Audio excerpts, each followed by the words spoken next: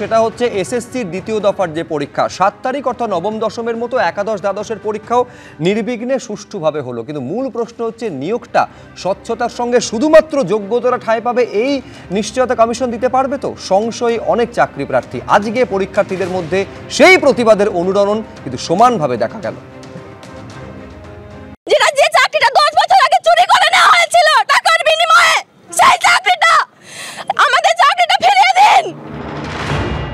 ফিরিয়ে দাও আমার চাকরি, ফিরিয়ে দাও হারানো সেই দিন।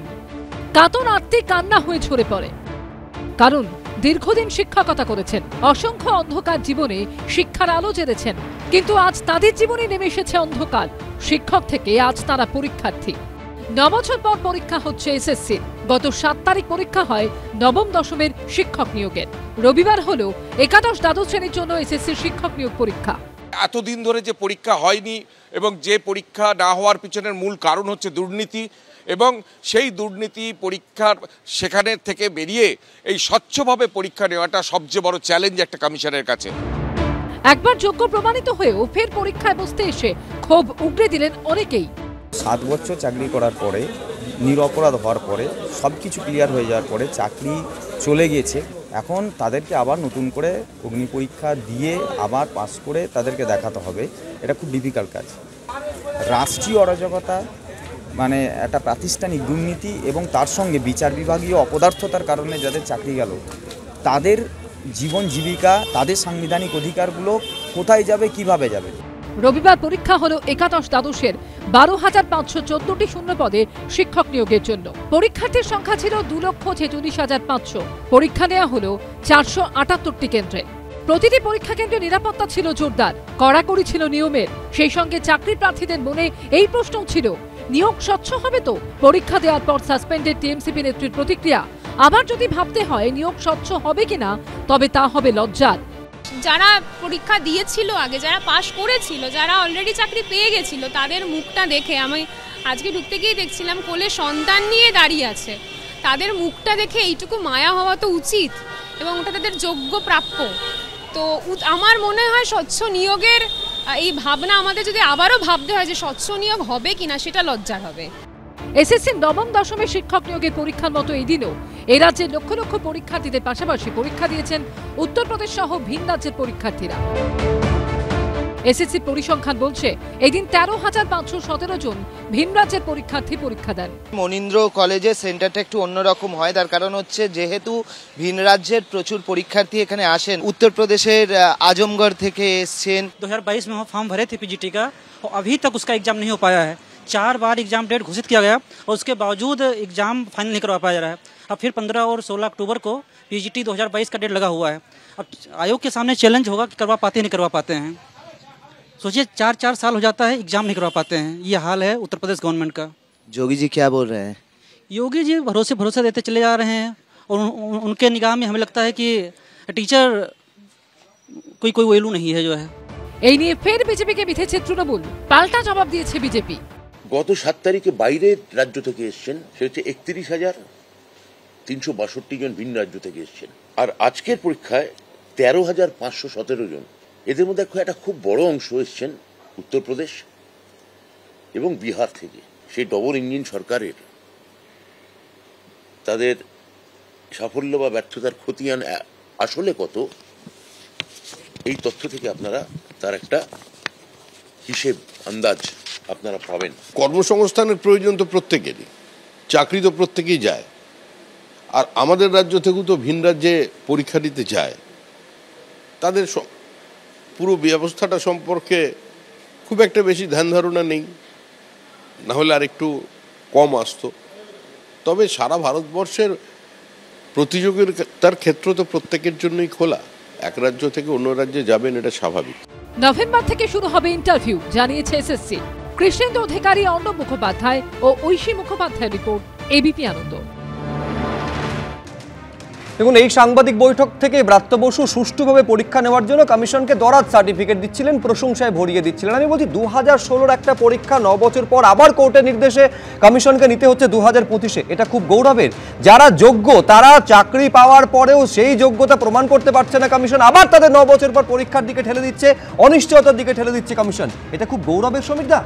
দেখুন, দুর্নীতিকে সামনে রেখে যেভাবে সুপ্রিম রায়ে 2016 সালের ফুল প্যানেল অর্থাৎ 26,000-এর চাকরি বাতিল হওয়ার পর বহু আইনি জটিলতা, কণ্টকাকীর্ণ যে যাত্রাপথ তৈরি করে হয়েছিল একটা পরিস্থিতি, রাজ্য সরকার সেই অগ্নি পরীক্ষা প্রথম ফেজ 7 তারিখ গত রবিবার, আজকে তা সম্পূর্ণতা করলো। অর্থাৎ শুধু তাই নয়, 5,65,000 পরীক্ষার্থীকে পরীক্ষায় বসতে পেরেছেন। পরিস্থিতিটা তৈরি করেছিল, আবারও বলছি, তিনজন তৈরি করেছিল, রাজ্য সরকার, মধ্যশিক্ষা পর্ষদ এবং স্কুল সার্ভিস কমিশন। আমার বক্তব্য নয়, সুপ্রিম কোর্টের বক্তব্য। দেখুন, একটা কোনো পরিস্থিতি যখন তৈরি হয় তা থেকে বেরিয়ে আসা তৈরি করা হয়, আমরা মনে করি failure is the pillar of success. Fail থেকেই কিন্তু আবার সাকসেসের পথটা কিন্তু বেরিয়ে আসে। কোথাও ত্রুটি বিচ্যুতি যদি হয়েই থাকে, আমরা তো অস্বীকার করছি না। ধরা পড়ে যাওয়াটা ফেলিওর না সাকসেস? সুপ্রিম কোর্টের রায়, দুর্নীতি ধরা পড়ে যাওয়াটা ফেলিওর না সাকসেস? অবশ্যই দুর্নীতিটা তো ফেলিওর, সাকসেসটা তো আজকে 5,65,000 টোটাল দুটো ফেজে পরীক্ষা হলো। 3,19,019 হচ্ছে যে 7 তারিখ, আর আজকে হলো যে বাকি। আমি এখানে একটা সরকার তরুণের কাছে যাব, সেটা হচ্ছে আমি শুধু একটা সরকার যদি কোথাও কোনো ত্রুটিকে আবার একটা রেকটিফাই করে সুন্দরভাবে মানুষের পাশে দাঁড়াতে চায়, তার মাসুল গুনতে হবে। যারা যোগ্যতার ভিত্তিতে চাকরিটা পেয়েছিলেন তাদের অনিশ্চয়তার মুখে ঠেলে দিয়ে তাদের মাসুল গুনতে হচ্ছে। আমি বলছি, দেখুন, বিষয়টা হচ্ছে 2016 যে পরীক্ষা, দেখুন পরীক্ষাটা নিয়ে কোনো সমস্যা ছিল না। যাবতীয় দুর্নীতি পরীক্ষার পর শুরু হয়েছে। 17 রকম দুর্নীতি যেটা হয়েছে সেটা পরীক্ষাটা হয়ে যাওয়ার পর, সেটা হচ্ছে ওএমআর হতে পারে বা ডেটা স্ক্যানটেক থেকে শুরু করে নাইসা, তারা যেভাবে দুর্নীতি করেছে বলে অভিযোগ, কলকাতা হাইকোর্টের রায়ে সেই 17 রকম দুর্নীতি ছত্রে ছত্রে উল্লেখ করা আছে। আমি বলছি এইটা কিন্তু রাজ্যের তরফে বলা হচ্ছে তরুণ, সেটা হচ্ছে কমিশন অত্যন্ত সুষ্ঠুভাবে পরীক্ষাটা নিয়েছে, যার জন্য কৃতিত্ব প্রাপ্য। আজকে আমার বক্তব্য শুরু করার আগে একটা কথা বলতে চাই। পাঁশকুড়ার সন্তোষ কুমার মণ্ডল 11-12-এর শিক্ষক ছিলেন। উনি পৃথিবীতে ছিলেন কয়েক ঘন্টা আগে পর্যন্ত, চাপ নিতে পারেনি, মারা গেছেন। তিনি যোগ্য শিক্ষক ছিলেন। তার কয়েকদিন আগে আমরা হারিয়েছি সুবল সোরেনকে, যিনিও শিক্ষক ছিলেন, মারা গেছেন। 9টা বছর অনেকের প্রাণ চলে গেছে আন্দোলনে। দিনের পর দিন রাস্তায় যারা বসেছিল, অনেক মা, তার মায়ের মিসক্যারেজ হয়ে গেছে যখন তৃণমূল নেতারা চব্য-চস্য করে আহারে বাংলায় খাচ্ছিল। এটা আমরা দেখেছি। আজকে সেই একটা লড়াই। আজকে যখন কথা হচ্ছে স্বচ্ছতা নিয়ে, আগে কথা হোক না, অনেকের এজ পার করে গেছে, যারা পরীক্ষায় আর বসতে পারলো না তাদের কি হবে। যাদের 30 লক্ষ পরীক্ষার্থী, তাদের 5 জন করে পরিবার, প্রায় 1.5 কোটি মানুষ এফেক্টেড হলো, তাদের কি হবে। আচ্ছা, স্বচ্ছতার কথা হচ্ছে। এবার ধরো যারা 2016-তে কোয়ালিফাই করেছিল যোগ্যতার ভিত্তিতে, তারা আবার এই পরীক্ষায় অসম লড়াইয়ে উত্তীর্ণ হবে, তার গ্যারেন্টি কোথায়? তুমি আজকে স্বচ্ছতার কথা বলছো, তো তুমি বুকে হাত রেখে বলতে পারবে যে সিদ্ধার্থ মজুমদার নিজেকে মোটামুটি গৌতম বুদ্ধর পর্যায়ে নিয়ে চলে গেছেন? তিনি বুকে হাত রেখে বলবেন যে এক্সপার্ট প্যানেলের থেকে কেউ পরীক্ষা দেয়নি? আমি তো জানি অনেক কজন দিয়েছে। যে প্যানেল এক্সপায়ারি হওয়ার পর যারা অ্যাপয়েন্টমেন্ট পেয়েছিল, সেটাও তো দুর্নীতির নিয়োগ। তাদের অনেকে পরীক্ষা দিয়েছে, কি করে দিল? First question. Group C, group D যে চিহ্নিত চোরগুলো ছিল, চিহ্নিত চোরগুলোর মধ্যে ক্লাস 9, 10, 11, 12-এ পরীক্ষা নেয়নি, তুমি বলতে পারবে? তুমি বলতে পারবে যে ফুল লিস্ট যারা পাবলিশ করেনি, যে লিস্টের কপি আমাদের কাছে আছে, তাদের মধ্যে থেকে কেউ পরীক্ষা দেয়নি? এ কথা তুমি বলতে পারবে? স্বচ্ছতা কোথা থেকে আসলো শুভদীপ? আর একটা সিম্পল কথা, আমি রাজন্না হালদারের বক্তব্য দিয়েছিলাম, তোমরা দেখার জন্য। রাজন বড় না, charity begins at home. Rajanna স্বচ্ছতা নিয়ে এতগুলো কথা বলছেন, বলার আগে একটু ওনার স্বামী প্রান্তিককে গিয়ে বলুক না। তখন বলতে পারেনি যখন প্রান্তিক জিটিএ নিয়োগ দুর্নীতির 313টা চাকরি বিক্রি করছিল তৃণাঙ্কুরের সাথে মিলে, তখন বলতে পারেনি। আজকে 9 বছরের লড়াই, 9 বছরের আমি দেবাশিস সরকারের কাছে যাব। মূল প্রশ্ন হচ্ছে, একটা পরীক্ষা হচ্ছে দেবাশিস দা, তারপরে একটা কমিশন, যে কমিশনটা তৈরি হয়েছিল স্বচ্ছভাবে পরীক্ষা নেওয়ার জন্য, তারা এই কনফিডেন্সটাকে রিটেন করতে পারছেন না। এর থেকে দুর্ভাগ্যের আর কি হতে পারে দেবাশিস সরকার? না, এটা একটা কমিশনের বিষয় নয়। এখানে সরাসরিভাবে যদি লিগ্যাল প্রসিডিওরটাকে কেউ দেখে, তাহলে দেখা যাবে যে সরকার জড়িয়ে পড়েছে, শুধুমাত্র ইন আইসোলেশন কমিশন নয়। কারণ সরকার ক্যাবিনেট সিদ্ধান্ত নিয়েছিল এই প্রাতিষ্ঠানিক দুর্নীতিকে মোকাবিলা করার জন্য সুপার নিউমেরিয়া পোস্ট করে। রাজকোষ থেকে কোটি কোটি টাকা, স্কুল সার্ভিস কমিশন শুধুমাত্র নয়, রাজকোষ থেকে কোটি কোটি টাকা খরচ করে এই দুর্নীতি, প্রাতিষ্ঠানিক দুর্নীতিকে ভারতবর্ষের শ্রেষ্ঠ আইনজীবীরা লড়াই করেছিলেন সুপ্রিম কোর্টের শীর্ষ ধাপ পর্যন্ত। এখন প্রশ্ন হচ্ছে যে আজকের দিনটাকে কিভাবে আমরা বুঝবো? আজকের দিনটা হচ্ছে এই রাজ্যের একটা কালা দিন, কারণ যোগ্য অযোগ্য এই পুরো বিষয়টাকে তালগোল পাকিয়ে যারা শিক্ষক ছিলেন তাদের আবার নতুন করে পরীক্ষায় বসতে হলো।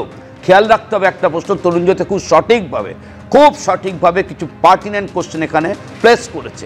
আমি ডিটেলসে না গিয়ে শুধু এইটুকু কথা বলছি যে আজকে আমাদের রাজ্যের মাধ্যমিক উচ্চ মাধ্যমিকে গত কয়েক বছর লাখো লাখো ছেলে মেয়ে এনরোলমেন্ট ড্রপ করছে, পাশের জায়গাটায় কমে আসছে ছাত্রছাত্রীর সংখ্যা।